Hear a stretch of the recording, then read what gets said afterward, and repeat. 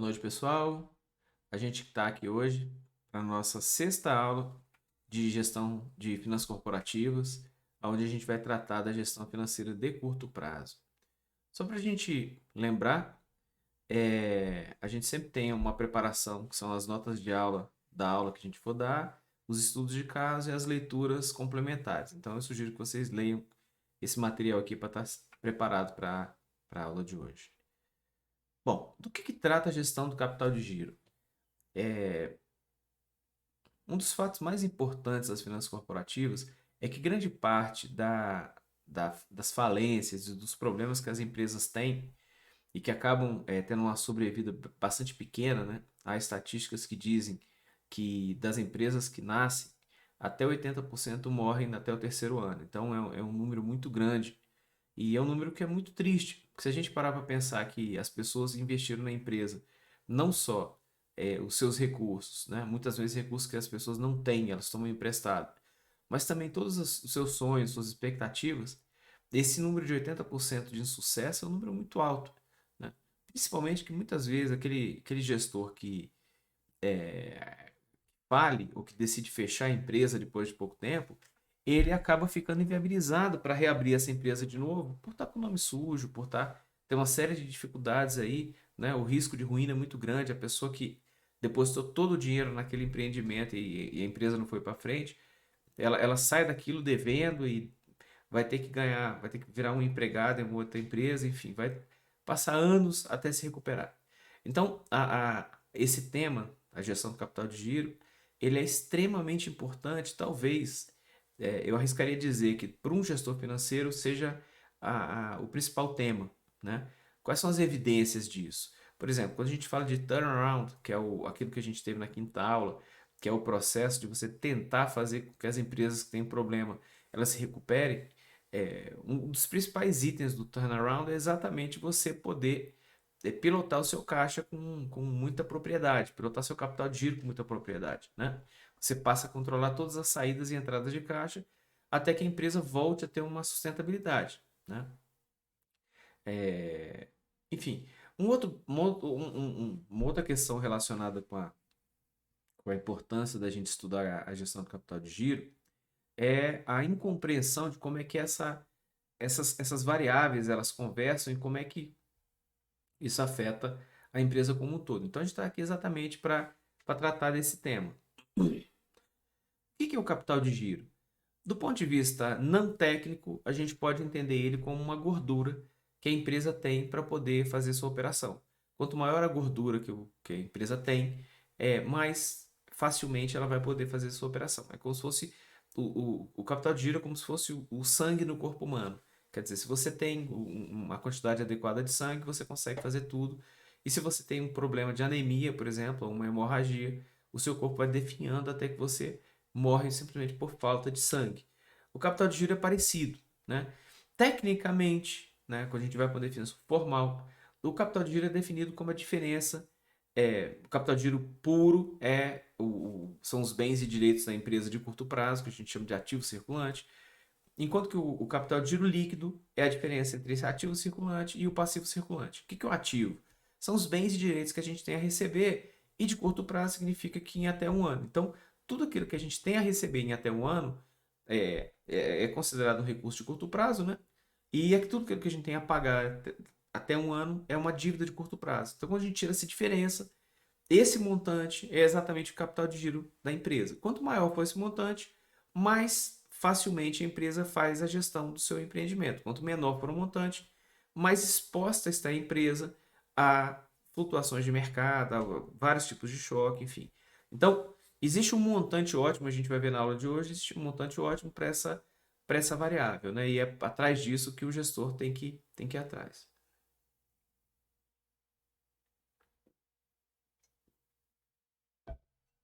Vamos lá. Bom, a gente já fez a definição disso, né? E aqui é importante, pessoal, só para vocês tentarem entender o ciclo de uma empresa.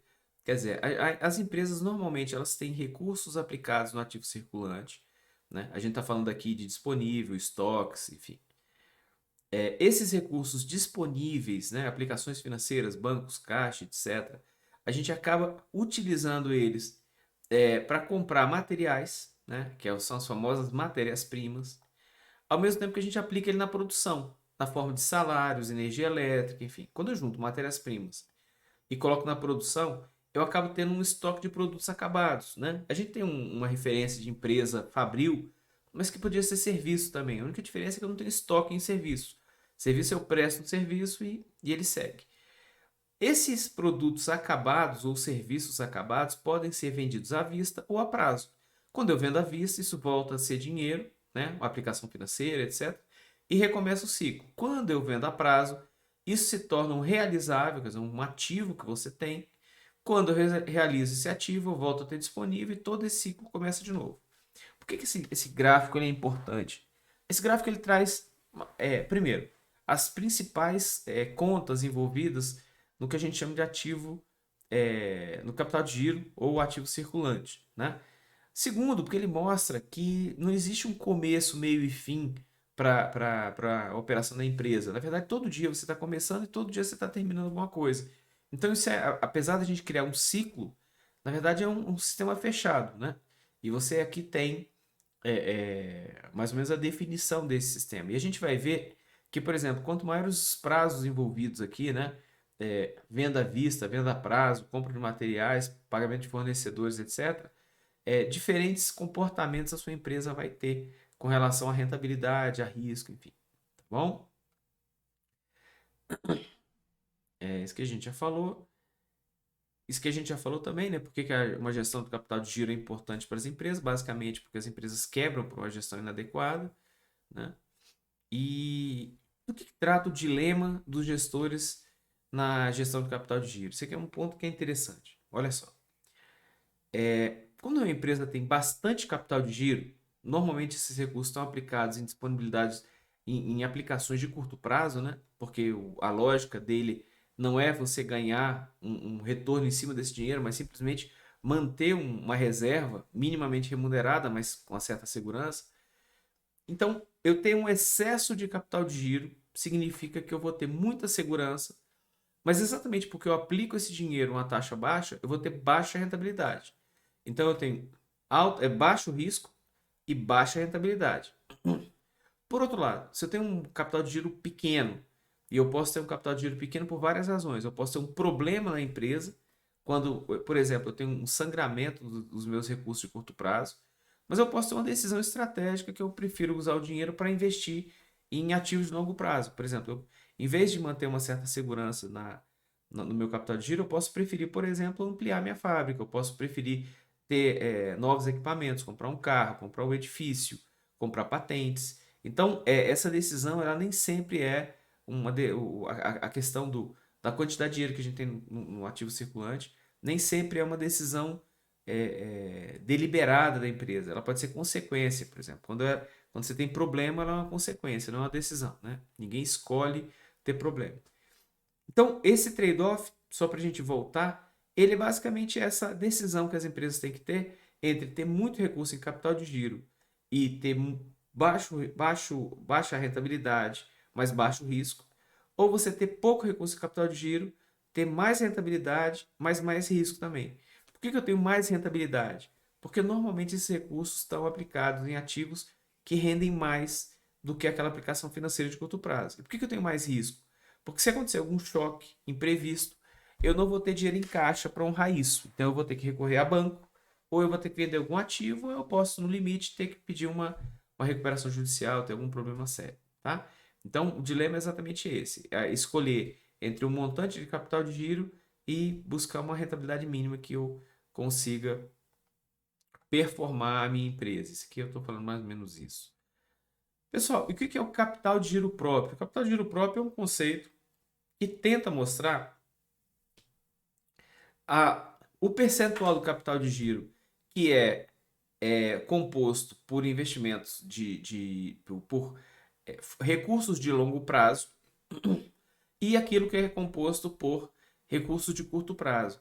A gente vai ver nos próximos slides que o capital de giro ele tem um problema muito sério, que é o seguinte: apesar das pessoas entenderem ele como sendo de curto prazo, porque ele é composto pelo ativo circulante, a gente vai ver que, em termos dinâmicos, quer dizer, dia após dia, ele acaba sendo uma variável quase que permanente, né?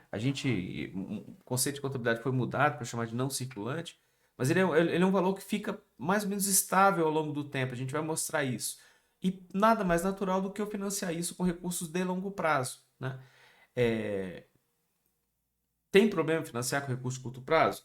Tem um pouco de problema, porque se você financia capital de giro com recurso de curto prazo, você fica um pouco mais exposto a risco. Por outro lado, se você financia com recurso de longo prazo, esse recurso ele leva mais tempo para voltar para o credor. Então, seja esse credor um credor próprio, né, um capital próprio, os acionistas, ou os próprios bancos ou fornecedores, enfim. Então, a lógica disso aqui é medir o quanto que a gente usa de dinheiro próprio na nossa empresa.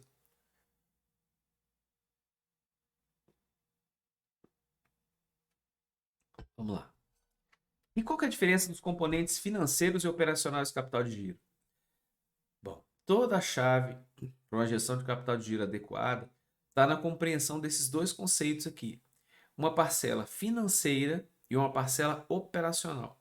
Qual que é a diferença de eu ter o que é um capital de giro financeiro, o que é um capital de giro operacional? O que é um ativo circulante financeiro, um ativo circulante operacional ou um passivo circulante financeiro e um passivo circulante operacional? São esses conceitos que a gente vai tratar agora. Basicamente, tudo aquilo que está relacionado com o ciclo da empresa, a gente vai entender que ele é um ativo circulante ou um passivo circulante operacional. Aquilo que não está relacionado necessariamente com o ciclo da empresa, ele passa a ser um ativo financeiro, né? Normalmente os ativos circulantes financeiros e os passivos circulantes financeiros, eles estão relacionados com alguma coisa ligada ao sistema financeiro, a banco, a investimento. Enquanto que o operacional não, está ligado à própria operação. Então vamos dar um exemplo aqui do que seria um ativo circulante operacional. Um ativo circulante operacional óbvio é a conta clientes, né? Por que a conta clientes é um ativo circulante operacional, na nossa opinião, óbvio?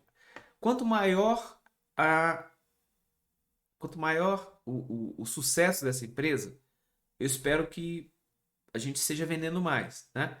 Se eu acho que a empresa está indo bem, provavelmente ela está vendendo mais. Se ela está vendendo mais, provavelmente ela também está vendendo uma parte disso a prazo, né?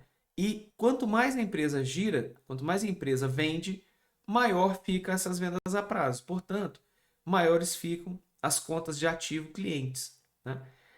Por outro lado, quando uma empresa vende menos, a gente acaba tendo uma quantidade, um valor da conta clientes, que é um ativo que você espera receber dos seus clientes, menor. Então você vê que o ativo circulante operacional está muito relacionado com a dinâmica da própria empresa. Uma empresa que está indo bem, né, que está vendendo muito, esse componente ele é elevado. Uma empresa que está vendendo pouco, esse componente é pequeno. O interessante é quando a gente olha o passivo circulante operacional. O passivo circulante operacional, eles são as obrigações que decorrem da operação da empresa, mas ele tem uma característica que é interessante.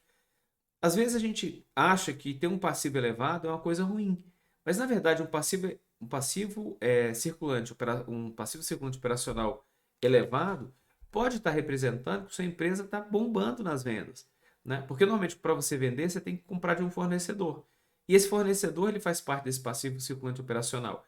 Quanto maior forem as suas vendas, mais você está comprando dos fornecedores, portanto maior é a sua conta de fornecedor. Então, quando você for olhar um balanço da empresa, não olhe os passivos, principalmente os operacionais, como coisas ruins de cara. Tentem entender se aquele passivo operacional ele está significando que a empresa está vendendo mais, que ela está crescendo, é, é, ou o contrário, ou aquele passivo operacional pode ser, por exemplo, um problema de má gestão da política de fornecedores, né? Você pegar, por exemplo, fornecedores que, que acabam te dando ou pouco prazo ou muito prazo, você acaba ficando muito exposto a esse fornecedor. Às vezes é o excesso de concentração de fornecedores. Você pode ter várias razões para ter um passivo circulante operacional elevado, mas a razão correta é você estar vendendo bastante. Então, quando você tem, por exemplo, um ativo circulante operacional, que são a conta clientes, maior do que o seu passivo circulante operacional, que é a sua conta fornecedores, o que vai acontecer aqui, isso vai mostrar a sua necessidade de investimento em giro. Por quê? Porque se você tem a receber, por exemplo, se você tem que pagar 200 do seu fornecedor e tem a receber 400 dos seus clientes, o significa que 200 dos seus clientes, apesar de ser seu lucro, ele tem uma contrapartida em recursos que você está puxando da empresa de longo prazo. Porque a gente tem que lembrar que o balanço patrimonial da empresa ele está sempre em equilíbrio, né? Tudo que tem no ativo, o valor do ativo total, ele também é o valor do passivo total. Então, se eu tenho uma parcela do ativo circulante operacional, um ativo circulante que é grande e o passivo circulante é pequeno, essa diferença ela acaba sendo financiada por recursos de longo prazo. E o ativo e passivo circulantes financeiros? Basicamente, o que acontece é que, por uma série de razões, a gente acaba tendo esses passivos que são ligados a bancos, a financiamentos, a investimentos, mas eles não estão necessariamente ligados à produção. Por exemplo, eu posso decidir que eu quero ter na minha conta investimentos apenas, digamos, R$ 100.000, independente da minha produção, né? Como o meu ativo está sendo financiado pelo meu passivo, eu não tenho que ter muito caixa na minha empresa. Ou eu posso decidir que eu tenho que ter muito caixa na empresa. Mas o que é de concreto é que esse caixa não necessariamente conversa com o valor daqueles itens que estão ligados à gestão da empresa. Bom, o que é o aspecto de longo prazo do capital de giro? A gente vai mostrar um exemplo aqui para mostrar, para demonstrar que no dia a dia, quando a gente pensa não estaticamente, mas dinamicamente, aqueles itens do capital de giro, né, eles acabam tendo um comportamento quase estável ao longo do tempo, tanto os ativos como os passivos. Então, quando a gente tem um item que ele é estável ao longo do tempo, que ele não cai no curto prazo, apesar da gente colocar esse item como um ativo circulante por uma questão metodológica, uma questão conceitual, ele acaba sendo um item de longo prazo, para efeitos práticos. E como item de longo prazo, o ideal é que ele fosse financiado por recursos de longo prazo, né? Por que isso, professor? Eu não entendi. Por que o item de curto prazo deveria ser financiado por um capital de curto prazo e por que o item de longo prazo deveria ser financiado por um capital de longo prazo? A questão aqui está relacionada com o conceito de risco e retorno. Normalmente, um ativo de curto prazo, ele tem um risco baixo, mas ele remunera pouco.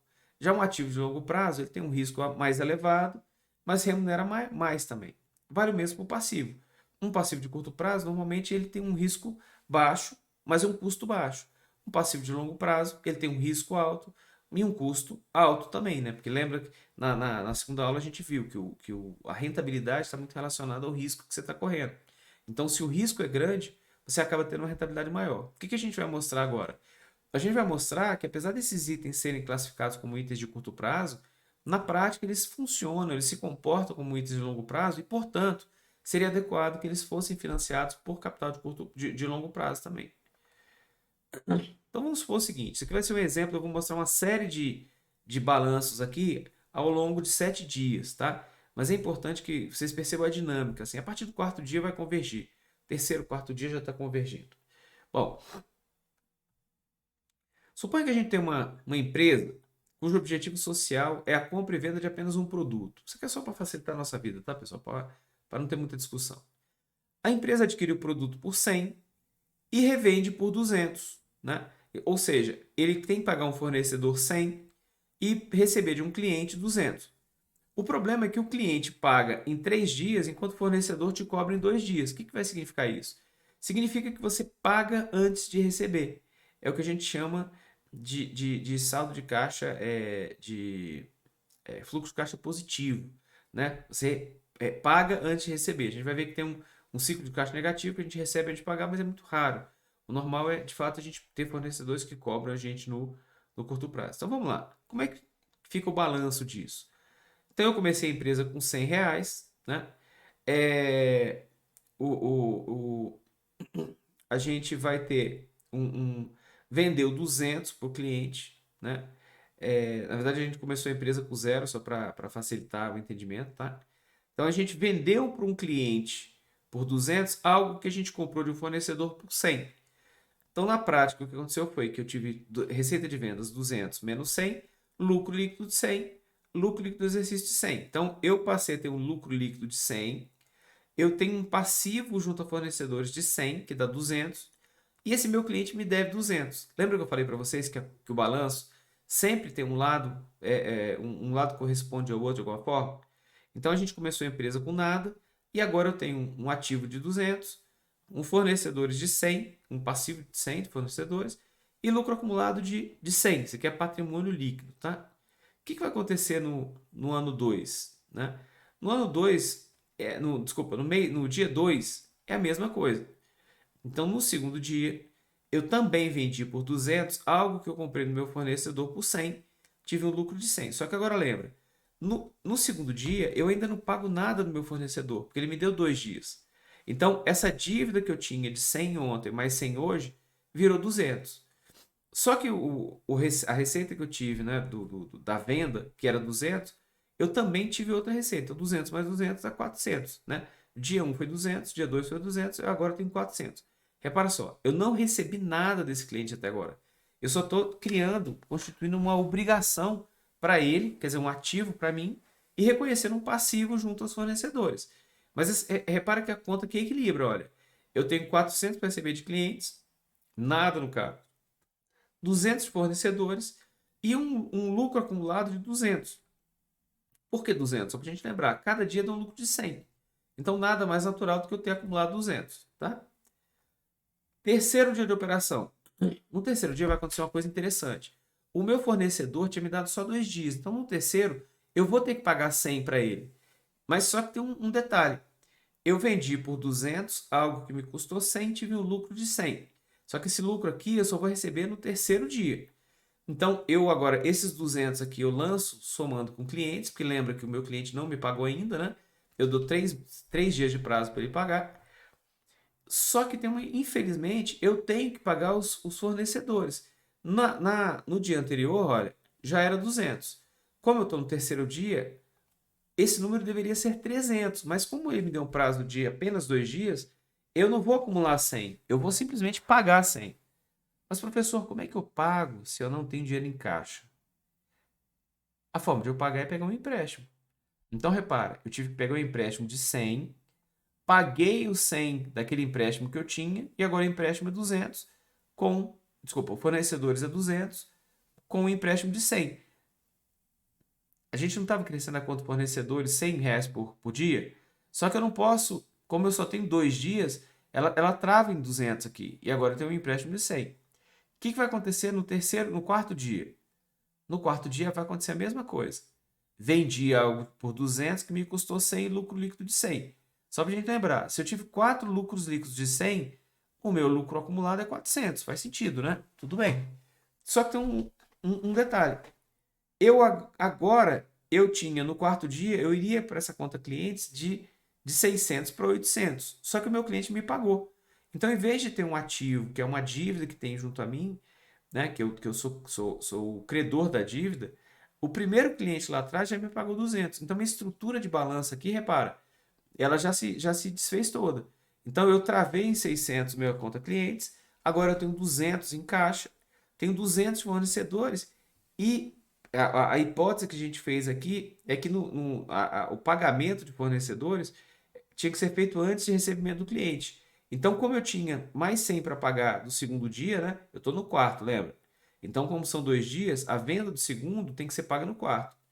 E eu não tinha caixa ainda, porque eu não tinha recebido do meu cliente, eu tive que pegar outro empréstimo, né? Essa conta virou 400, quer dizer, 200 de fornecedores e 200 de empréstimo. Só que agora eu tenho 200 em caixa e 200 de clientes. O que eu vou fazer? Para o quinto dia, eu vou quitar esse passivo aqui, ó, de 200 com esse 200 aqui. Então, eu vou ficar 600 com 200 e ter mais um dia de operação. Quinto dia, mesma coisa. Vendi 200 por algo que me custou 100, lucro líquido de 100, né? O que vai acontecer aqui agora? Ó? Eu tenho que pagar 200, né? Esse fornecedor aqui, repara, que esse cara aqui que ele ia... Ah, só um detalhe aqui, peraí. Nessa tabela aqui, eu usei os 200 de caixa, quando você vê aqui caixa 200, para pagar o empréstimo 200. Então, eu zero essas duas contas aqui, tá? Quinto mês, mesma coisa, a gente vai ver que estabiliza em 600 e 200 aqui. Onde que eu quero chegar? Nesse balanço patrimonial que a gente tem aqui, vocês vão reparar que a conta clientes e a conta fornecedores, exatamente por essa questão de dias que eu tô dando, né? Com clientes eu dou 3 dias e fornecedores eu recebo 2 dias, ela vai estabilizar em 600 na conta clientes e 200 na conta fornecedores, né? Vocês não estão vendo o mouse aqui porque a gente está usando o OBS, então não dá eu não consigo passar o mouse aqui. Mas a conta fornecedores você vai ver que está 200. No sexto dia, a mesma coisa, né? A gente vai ter a mesma situação. E no sétimo dia, a mesma coisa. Então, o que que a gente quer dizer com isso? O que a gente quer dizer com isso é o seguinte: é que a dinâmica da empresa, apesar desses itens serem classificados como itens de curto prazo, pela dinâmica da empresa, eles vão acabar estabilizando em um certo valor, né? Deixa eu dar um exemplo mais simples, porque daí de repente fica mais claro. O fato de colocar um balanço patrimonial assim, às vezes assusta as pessoas. Então, deixa eu dar um exemplo mais simples.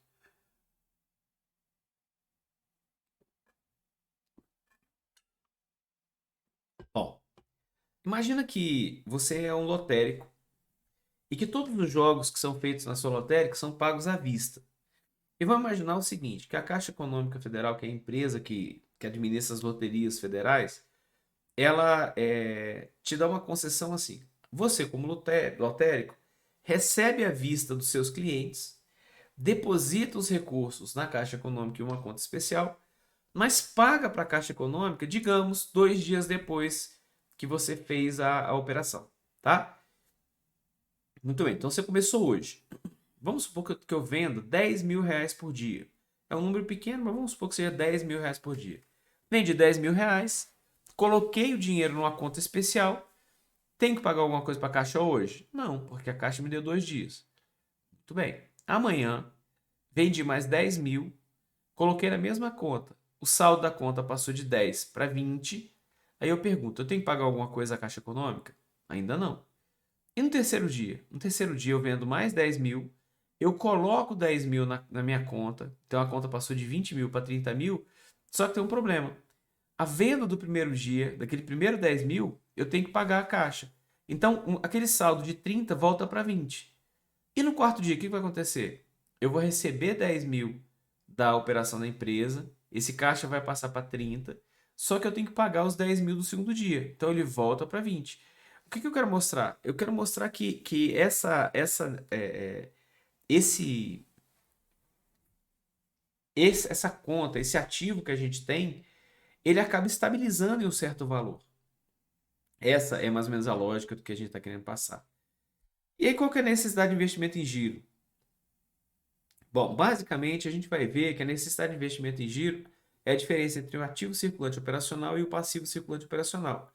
Mas ele mede, em última análise, o quanto que você vai ter que pegar de dinheiro fora da tua operação para poder manter aquela operação, né? Vamos só lembrar que você precisa, como o lado direito do balanço, o lado esquerdo, né, que os ativos e os passivos têm valores iguais, se o seu ativo circulante ele é maior do que o seu passivo circulante, essa diferença ela acaba financiada por quê?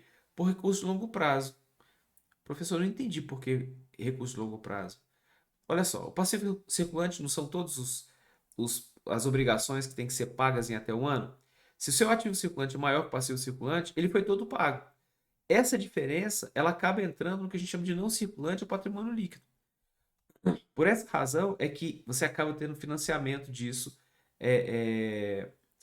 por fontes normalmente de longo prazo. Professor, é sempre de longo prazo? A resposta é não. Por exemplo, eu posso ter uma situação em que o ativo circulante operacional ele cresce tanto que em vez de ir para recurso de longo prazo, que seria adequado, ele começa a ser tirado do seu que a gente chama de ativo circulante financeiro, que são suas aplicações financeiras.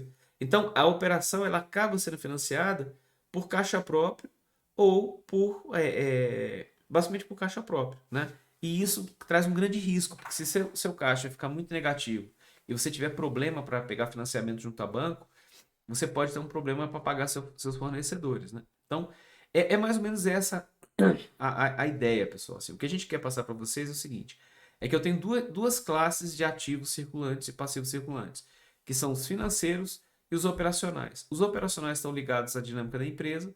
Quanto mais a empresa roda, maior o ativo circulante operacional e o passivo circulante operacional. Os dois crescem juntos, né? Não necessariamente há a mesma relação com o ativo circulante financeiro e o passivo circulante financeiro. São decisões que são quase independentes, né? Eu posso até precisar de dinheiro emprestado, né, passivo circulante financeiro, caso eu não tenha recursos de longo prazo para honrar a, o meu ativo, minha necessidade de investimento em giro. Mas o normal é que você administre isso de uma forma que mantenha o risco e retorno no nível adequado. Bom, que a gente já falou.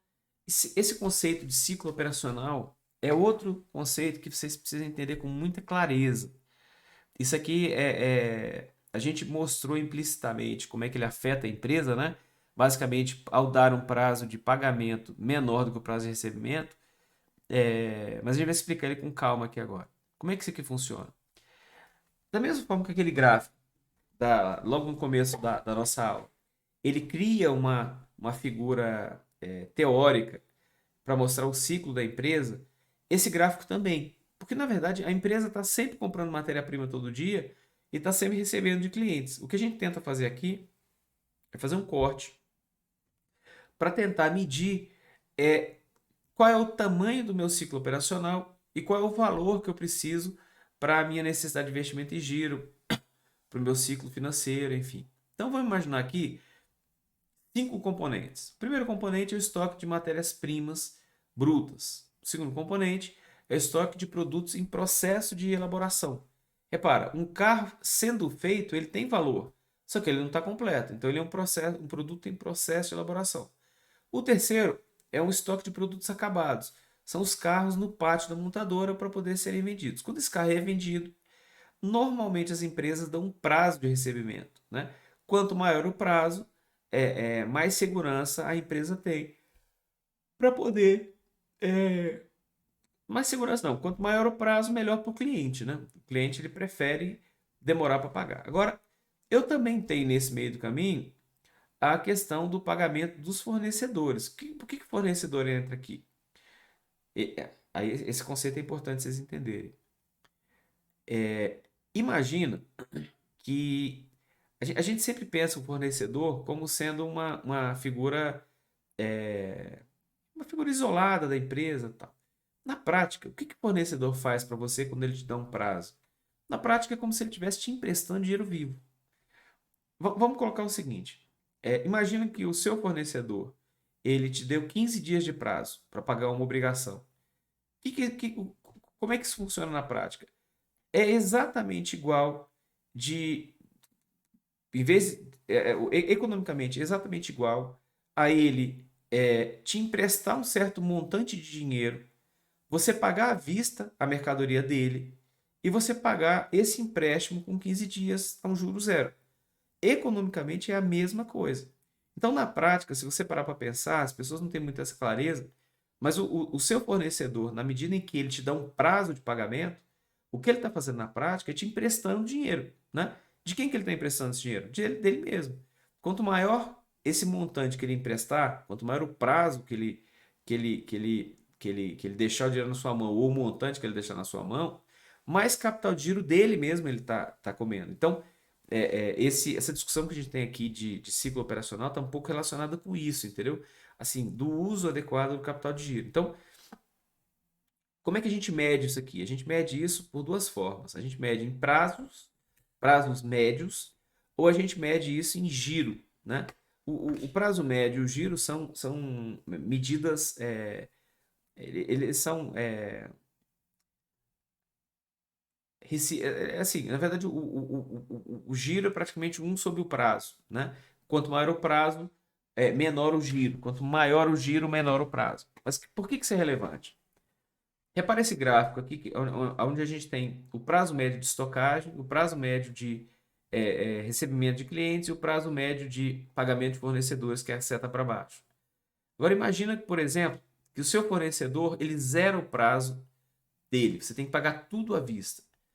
Olha a minha pergunta. Se eu tenho que pagar todo o meu fornecedor à vista e eu só vou receber isso lá depois de 50 dias, por exemplo, com que dinheiro eu vou pagar, por exemplo, Primeiro, com que dinheiro eu vou pagar esses fornecedores? Com que dinheiro eu vou pagar os empregados? Com que dinheiro eu vou pagar a energia, telefone? Vou pagar o aluguel, vou pagar a gasolina do carro, vou pagar os impostos, os salários. Basicamente com o seu próprio capital de giro. Então, o que esse gráfico aqui mostra é que quanto maiores esses prazos de estocagem e de recebimento de clientes, mais capital de giro próprio você vai estar empregando nessa operação. Qual que é o problema de empregar muito capital de giro próprio? Na verdade, isso pode ser parte de uma estratégia comercial. O que você não pode fazer é não entender as consequências disso. Porque na medida que você usa um capital de giro próprio, dando prazo para os seus clientes, porque o que vocês têm que perceber aqui é o seguinte, a discussão aqui é tempo que eu deixo a mercadoria em estoque, prazo que eu dou para o meu cliente e prazo que eu recebo dos meus fornecedores.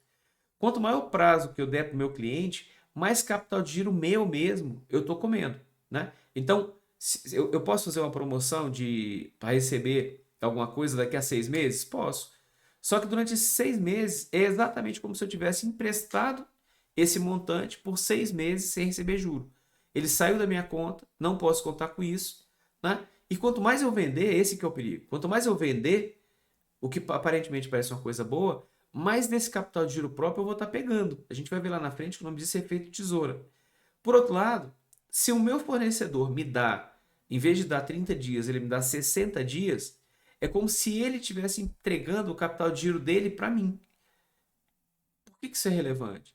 Porque você passa a ter mais recurso em caixa ou você não precisa disponibilizar tanto recurso, você pode ter menos recurso, né?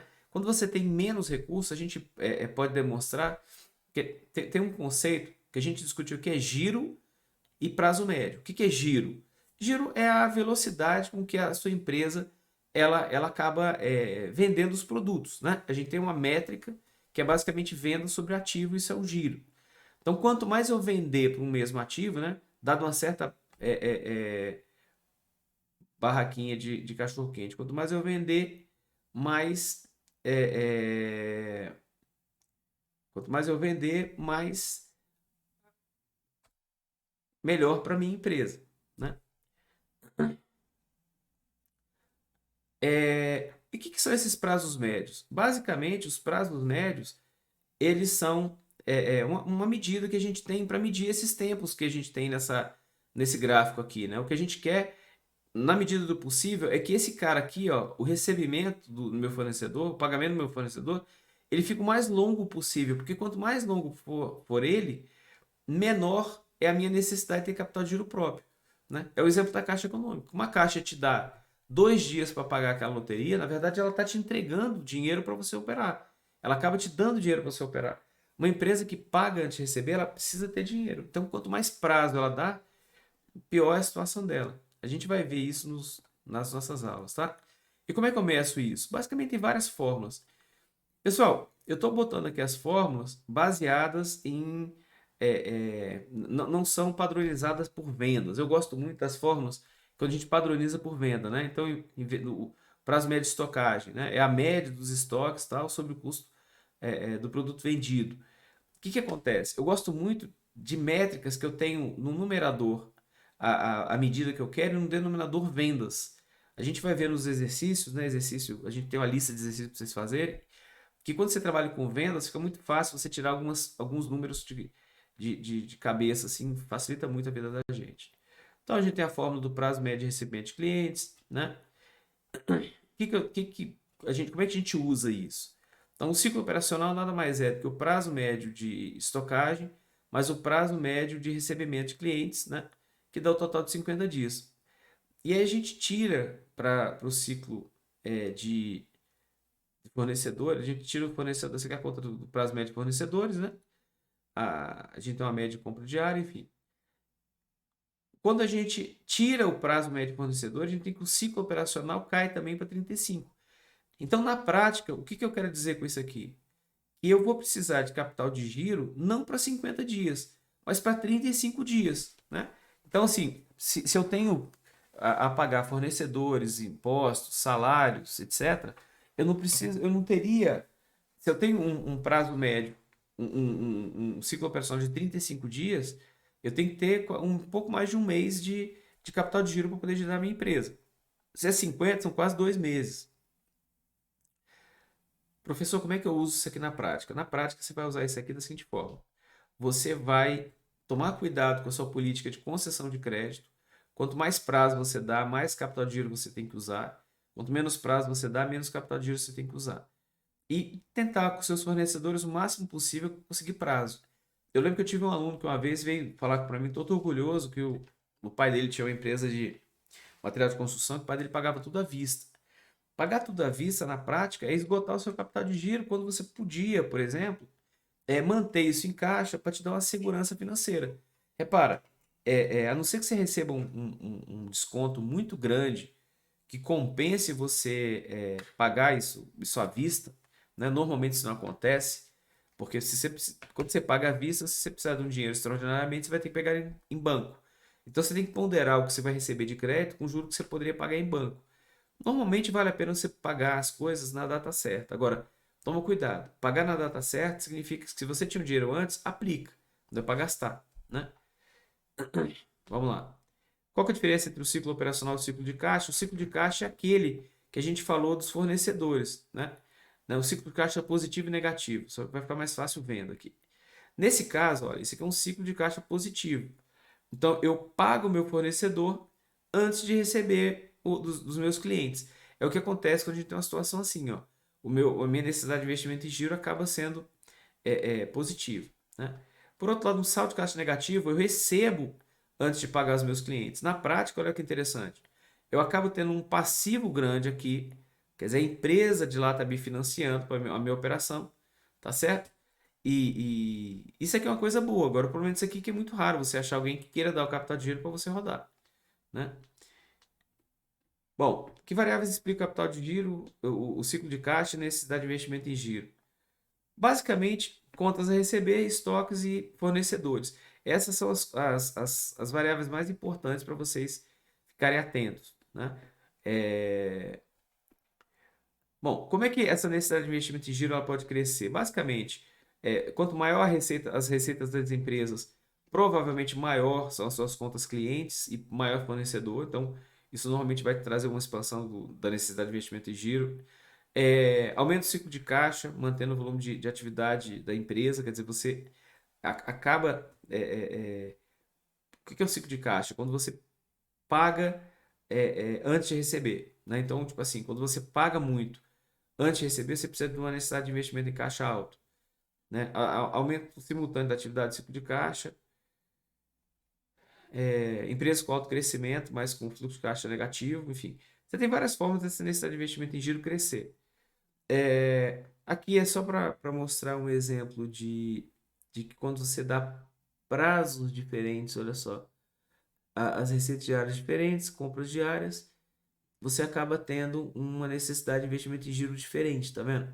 Você acaba tendo uma conta clientes diferente, né? Você passou de receita diária de 200 para 400, ou seja, o seu ciclo ele mudou e isso trouxe para você uma necessidade de investimento em giro maior. Como é que essa necessidade ela afeta a rentabilidade da empresa? Bom, basicamente, quanto maior quando essa necessidade é financiada por recursos de longo prazo, acaba ficando oneroso para a empresa. Isso afeta negativamente a rentabilidade, né? Então, se você. Aqui tem um exemplo bem claro, eu vou passar até para cá, mas é importante pegar os dados. Ó. Uma empresa tem que financiar 50 milhões em necessidade de investimento em giro. Bom, ela pode financiar isso com empréstimo bancário, ela pode financiar isso considerando uma taxa de 25% ao ano, ou seja, 25% de 50 vai dar 12,5 de taxa de juros anuais, né? Ou ela pode aumentar o capital em 50 milhões. Ela tem as três opções. A gente está supondo um lucro operacional de 20 milhões.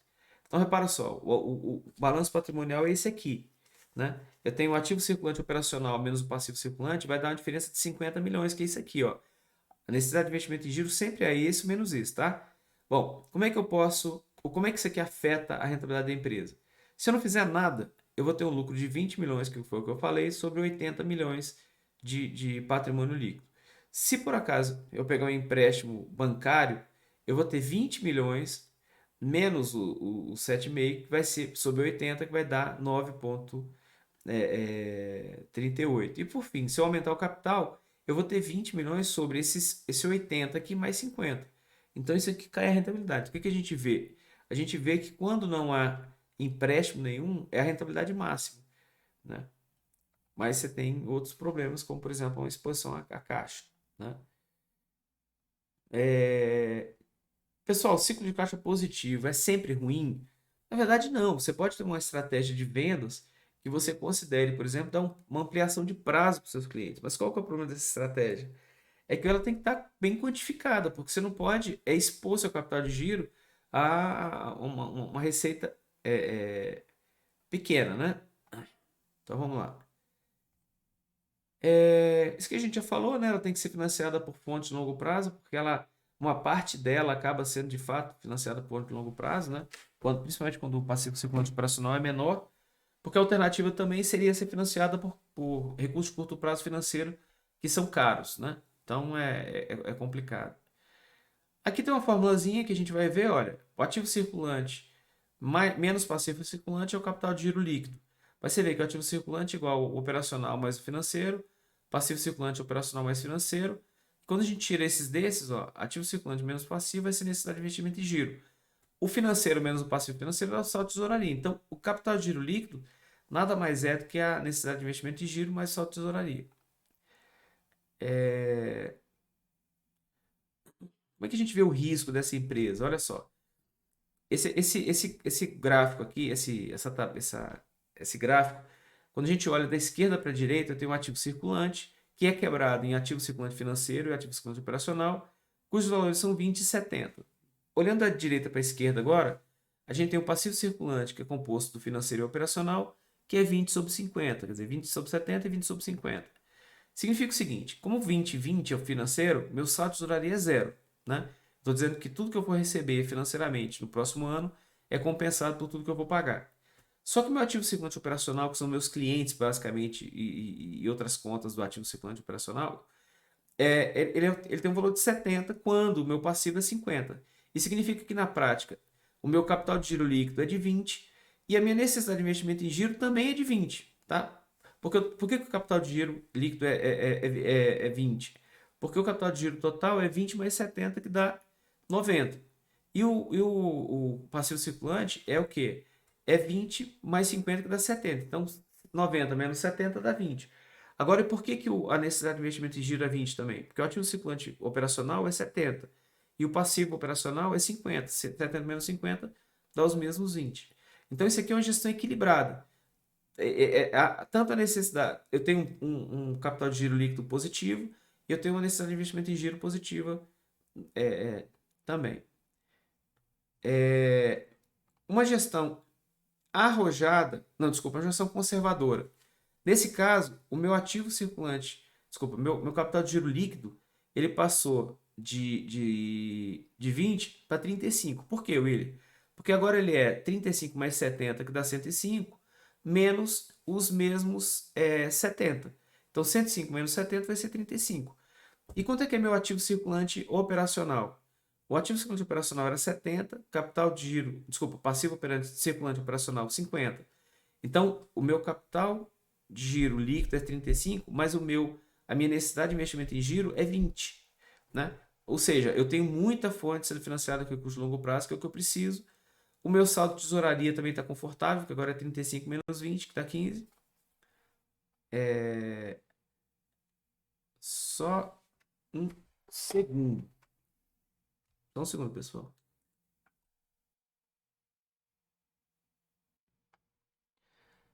Então, nesse caso, ele é conservadora, porque grande parte dos recursos da minha necessidade de investimento em giro e do meu capital de giro líquido são financiados por longo prazo. Mas, além disso, eu tenho um saldo de tesouraria alto, que é medido pelo 35 menos o 20, que dá 15 nesse exemplo aqui. Então, eu estou numa situação bem privilegiada. E uma gestão agressiva.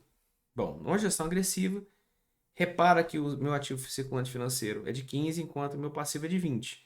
Então eu tenho menos 5 de saldo de tesouraria. Significa que eu vou ter que correr para poder pagar esse, essa parte financeira. Enquanto que o meu capital de giro líquido ele passou agora para 15, né? E vamos lá, meu capital de giro passou para 15. Significa que eu estou financiando no longo prazo menos do que a minha necessidade de investimento em giro. Eu estou jogando minha necessidade de investimento em giro por curto prazo. Essa aqui que é a agressividade. Por um lado, isso é ruim porque você expõe a empresa a mais riscos, né? Eu acabo tendo que pegar dinheiro emprestado para poder rodar minha empresa. Por outro lado, você acaba tendo uma rentabilidade maior. O risco é maior, mas a rentabilidade esperada é um pouco maior. Mas o risco é maior. Muito bem. O que é necessidade total de financiamento permanente? Isso aqui é uma tentativa de medir o quanto de dinheiro de longo prazo eu preciso para a operação dessa empresa, né? Então, basicamente, o que é isso? É a soma da necessidade de investimento em giro mais o não circulante. É tudo aquilo que é longo prazo, né? Então, por que isso aqui é relevante, pessoal? Porque, por exemplo, quando você for montar uma empresa, essa métrica aqui é uma métrica que vocês precisam ter na cabeça, né? Não adianta eu montar uma empresa só pensando assim, vou pegar capital próprio, vou comprar os equipamentos, terrenos, veículos, etc. O ativo circulante eu boto tudo em fonte financeira de curto prazo. É exatamente esse erro, entendeu? Você tem que ter. Essa é a mensagem. Você tem que ter itens no ativo circulante, na parte operacional, que sejam financiados pelos itens do passivo circulante operacional. Quanto maior for essa relação de passivo quanto maior for o passivo circulante operacional, em teoria, é uma situação que você tem a sua necessidade de financiamento acaba sendo menor, né? Necessidade de financiamento em giro acaba sendo menor. Então, essa mensagem aqui, só para a gente voltar, porque eu acabei escapando um pouco aqui, essa necessidade de investimento de financiamento permanente, ela mede o que você tem que ter de longo prazo para poder manter a sua empresa no nível de risco adequado. Essa tabelinha aqui mostra basicamente uma tentativa de mapear quando é que eu estou em baixo risco ou alto risco. Eu já digo de cara para vocês que quando o capital de giro líquido é negativo, você está sempre em alto risco, né? Você está em baixo risco quando você tem capital de giro líquido positivo, necessidade de investimento em giro negativa ou positiva, baixo, né? O que é uma necessidade de investimento em giro negativa? Foi o exemplo da Caixa, que o cara te dá dinheiro para você trabalhar. Então isso aqui é um risco baixíssimo, né? E saldo de tesouraria positivo. Então você tem não só o cara te dá dinheiro para você trabalhar, como você acaba tendo sempre dinheiro em caixa. Então o risco dessa empresa aqui é muito baixo. Agora, em compensação, esse aqui é um risco elevadíssimo. Ó. O capital de giro líquido menor que zero significa que seu passivo tá financiando, passivo de curto prazo está financiando ativos de longo prazo, né? A necessidade de investimento em giro menor que zero, você tem um endividamento de curto prazo elevadíssimo vis-à-vis o que você vai receber no curto prazo. E saldo de tesouraria negativo significa que você não tem nem recurso de curto prazo para pagar o passivo de curto prazo. Então, financeiro, no caso, né? Então, é um nível elevadíssimo de risco. Obviamente, esse tipo de tabela tem sempre uma subjetividade, tá, pessoal? Então, vocês têm que olhar com bastante carinho. E aí, um dos últimos conceitos da aula de hoje é esse efeito tesoura. O que é o efeito tesoura? O efeito tesoura ele acontece quando você acaba tendo uma trajetória do seu saldo de tesouraria declinante até se tornar negativo. Quando é que isso acontece? Um exemplo típico é quando a gente tem aquela situação que os prazos de recebimento são muito maiores que os prazos de pagamento. Então imagina assim, você tem um prazo de recebimento de 2 dias e um prazo de recebimento de 3 dias e um prazo de pagamento de 2 dias. Até aí tudo bem, né? Porque você vai falar assim, mas eu vou financiar o cara um dia. Excelente. Quanto é que você vai financiar o cara um dia? Aquele exemplo que a gente deu, né? Que o cara vende por 200, mas ele paga 100, né? Ele vendia por 200 por 3 dias e pagava 100 em 2 dias. Então isso dava, na verdade, um, um- um- uma necessidade de financiamento, de capital de giro ali, no segundo dia ele tinha que pagar, né? Mas tinha que pagar 100, acabava tendo que pegar um empréstimo. Qual que é o problema disso? Com 100 você dá conta de pagar, mas com 100 milhões você vai quebrar, porque você não tem como honrar esses 100 milhões. Então, quando você às vezes tem uma situação em que vende muito, mas você está demorando para receber e tem muito para pagar no curto prazo, isso é o que a gente chama de efeito tesoura. É basicamente você ter uma situação em que é uma situação claramente de desequilíbrio, que ela acontece ao longo do tempo, ela não acontece de uma vez, ela vem acontecendo, a empresa vai tendo esse efeito, vai se engargalando, e está muito relacionado com essa questão dos prazos envolvidos na gestão, né? É isso, pessoal. Essa análise do capital de giro é um dos temas mais importantes, na minha opinião, quando a gente fala de gestão empresarial. É um tema que ele é relevante e não é tão intuitivo, né? Eu falei para vocês, por exemplo, essa questão dos itens operacionais e dos itens financeiros deverem ser tratados de forma mais cuidadosa, né? Essa questão do capital de giro, por exemplo, parte dele ser financiado com recursos de longo prazo também não é tão intuitivo. Essa questão de que os ativos, que os passivos circulantes operacionais acabam financiando os ativos circulantes operacionais. Então, na verdade, quando a gente tem um crescimento muito grande do passivo circulante operacional, isso pode ser até bom para a empresa. Isso é um financiamento da própria operação pela operação, né? Só para a gente fazer uma divagação aqui, um exemplo, por exemplo. Qual que é a diferença de DV para banco e a diferença de DV para fornecedor, né? Só para a gente lembrar, DV para banco é o que a gente chama de passivo circulante financeiro. DV para fornecedor significa um passivo circulante operacional. A grande diferença é que enquanto que o fornecedor ele tem todo o interesse que você continue vivo, porque no final das contas você é mais um canal de distribuição da mercadoria dele, a principal expertise de um banco é recuperar crédito. Então, na medida que você deve para ele, se você não pagar, o interesse dele em recuperar aquele crédito, se for necessário, inclusive interrompendo sua atividade para vender o que você tem, é muito maior. Então, os incentivos são muito diferentes, né? É, é, pu- Você, como gestor financeiro, você precisa entender esse tipo de coisa, assim. Não é que o fornecedor é bonzinho, ele vai sempre te ajudar. Pelo contrário, ele pode te ferrar também. Mas o normal é que ele te veja como um parceiro que vai distribuir o produto dele. Então, imagina, você é o único cara que distribui o produto de um certo fornecedor em Brasília.